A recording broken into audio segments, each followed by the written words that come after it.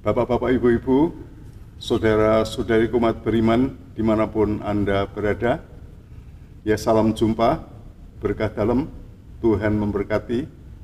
Apa kabar? Ya kita bersyukur kita senantiasa dicintai oleh Tuhan dan kita boleh menikmati kebersamaan yang juga ditandai dengan kasih di antara kita, terutama di dalam keluarga dan komunitas kita. Pada kesempatan ini saya ingin mengajak Anda sekalian untuk menanggapi sapaan Tuhan yang kini hadir untuk menyapa Anda dan saya lewat sabdanya. Akan saya bacakan kutipan dari Injil Santo Lukas, bab 16, ayat 19 sampai dengan ayat 31. Maaf, agak panjang. Ada seorang kaya yang selalu berpakaian jubah ungu dan kain halus, dan setiap hari ia bersukaria di dalam kemewahan. Dan ada seorang pengemis bernama Lazarus, badannya penuh dengan borok, berbaring dekat pintu rumah orang kaya itu, dan ingin menghilangkan laparnya dengan apa yang jatuh dari meja orang kaya itu. Malahan anjing-anjing datang dan menjilat boroknya.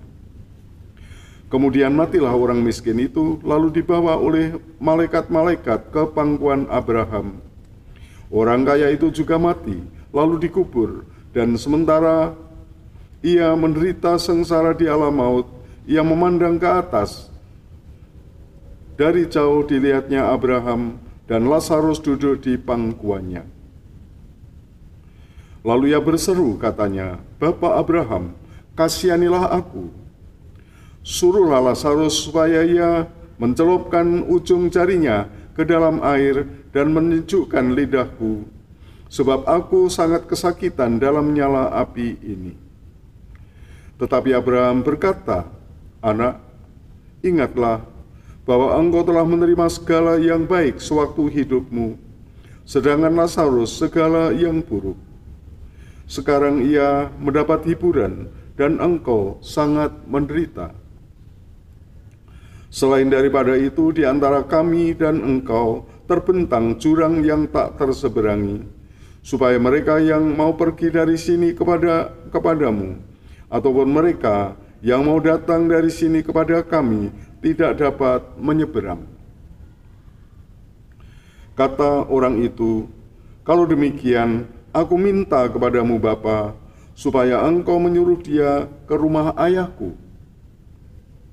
Sebab masih ada 5 orang saudaraku, supaya ia memperingati mereka dengan sungguh-sungguh, agar mereka jangan masuk kelak dalam tempat penderitaan ini."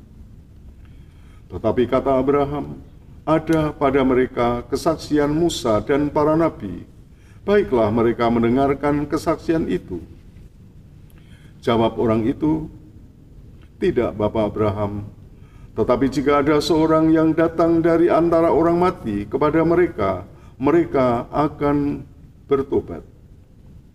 Kata Abraham kepadanya, "Jika mereka tidak mendengarkan kesaksian Musa dan para nabi, mereka tidak juga akan mau diyakinkan, sekalipun oleh seorang yang bangkit dari antara orang mati." Demikianlah Injil Tuhan. Syukur kepada Allah.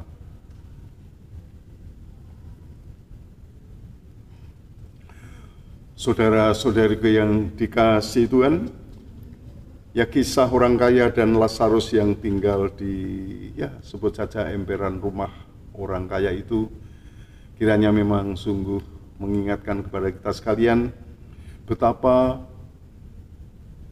kepedulian itu mesti kita kembangkan di dalam kehidupan. Ya, orang kaya itu akhirnya mengalami penghukuman oleh Tuhan. Karena apa? Karena dia tidak pernah peduli kepada Lazarus yang ada di dekatnya, yang semestinya membutuhkan pertolongan. Kalau kita simak sabda Tuhan itu, pesan bagi kita semua adalah supaya kita selalu peduli dan berbagi. Peduli dan berbagi. Care and share. Peduli dan berbagi. Ya, inilah satu keutamaan Kristiani satu keutamaan yang mengalir dari kasih Tuhan sendiri. Kasih Tuhan yang kita sebut sebagai agape, ya, agape.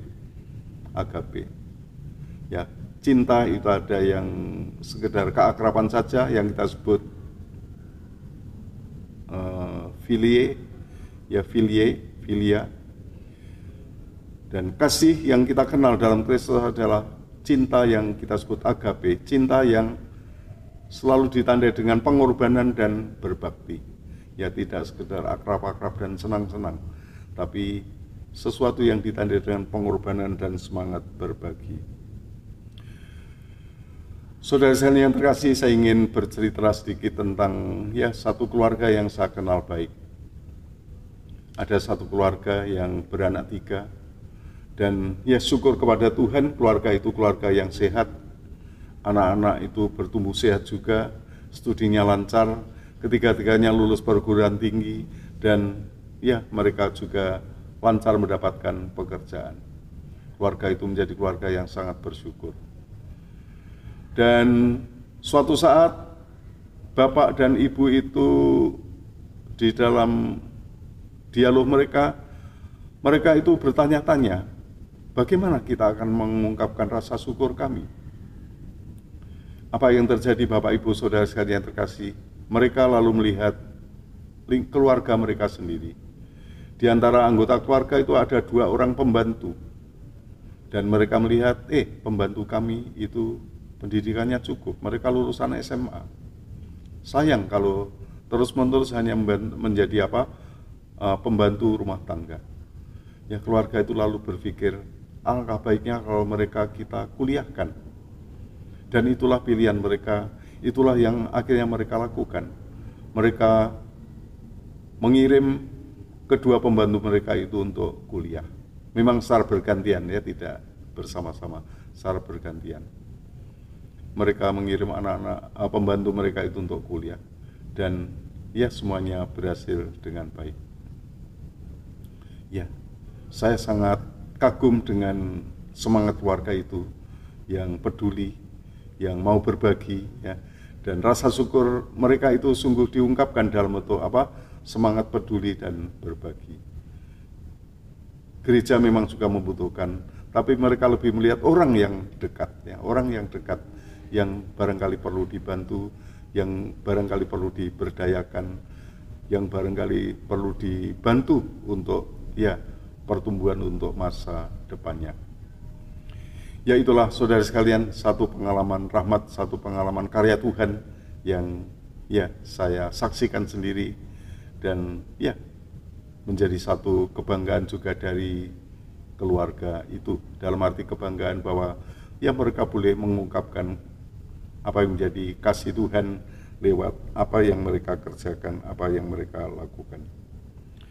Saudara sekalian yang terkasih, saya ingin menutup renungan ini dengan membacakan apa yang menjadi pesan Ibu Teresa atau Santa Teresa dari Kalkuta. Bagikan cinta kemanapun Anda pergi. Jangan biarkan seorang pun meninggalkan Anda tanpa merasa bahagia. Berbagi adalah satu bentuk kepedulian dan merupakan ungkapan kasih terhadap sesama dan terhadap Allah. Sekali lagi, bagikan cinta kemanapun Anda pergi. Jangan biarkan seorang pun meninggalkan Anda tanpa merasa bahagia. Saudara sekalian, selamat berkarya, Tuhan memberkati. Amin.